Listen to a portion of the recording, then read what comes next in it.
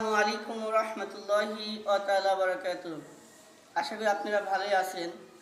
এই পবিত্র মাহে রমজান আগামী বুধবারে তারাবি নামাজ হবে, আর বৃহস্পতিবারে প্রথম রোজা হবে ইনশাআল্লাহ।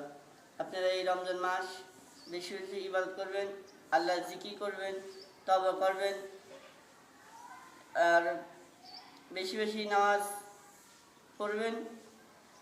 আর এই রমজান মাস এমন একটি মাস, গুনাহ ছড়াই মাস। এই রমজান মাস একটি বরকতি মাস। এই রমজান মাস আল্লাহর কাছে মাফ চাওয়ার মাস। এই রমজান মাস অতি গুরুত্বপূর্ণ মাস।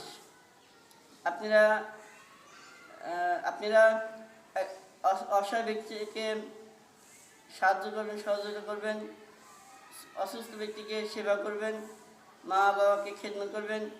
মা বাবা এমন একটা মূল্যবান একটা সম্পদ, যার নাই সেই জানে তার মা বাবার কী গুরুত্ব। আর যারা আছে সে তো মানে থেকেও জানতেছে না।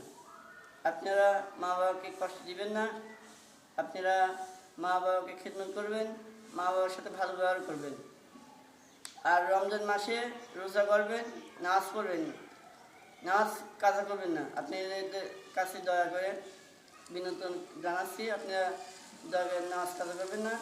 আর বেশি বেশি কোরআন তেলাওয়াত করবেন, আর বেশি বেশি তওবা করবেন।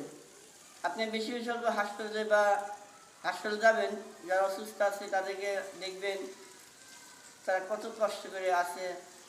একজন অসুস্থ ব্যক্তি জানেন সুস্থতা কত মূল্য। একজন অসুস্থ ব্যক্তি আপনি অবহেলা করবেন না ভাই, আপনাদের অনুরোধ। আপনাদের মা বাবার বা আত্মীয় স্বজন যারা বইন কবে চলে তাদের জন্য দোয়া করবেন। গোসনে আসবেন, আসিয়ে তাদের জন্য দোয়া করবেন আল্লাহর কাছে, আল্লাহ যেন তাদেরকে জান্নাতবাসী করুক। আর একজন সবসময় আপনারা হালাল ইনকাম করবেন, দান করবেন। আমার কথা যে ভুল হয়ে থাকে আমাকে মাফ করে দিন।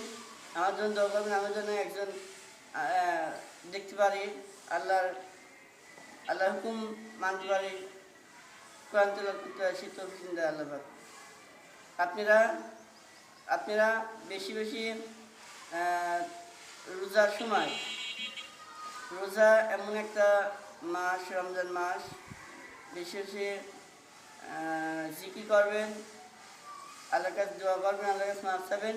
আর তাহাজ্জুদ করবেন। আপনারা তাহাজ্জুদ করবেন, আল্লাহর কাছে আপনি মনে আশা আল্লাহর কাছে চাবেন, আল্লাহর মনে যা ভাব প্রকাশ করবেন আল্লাহর কাছে। আল্লাহ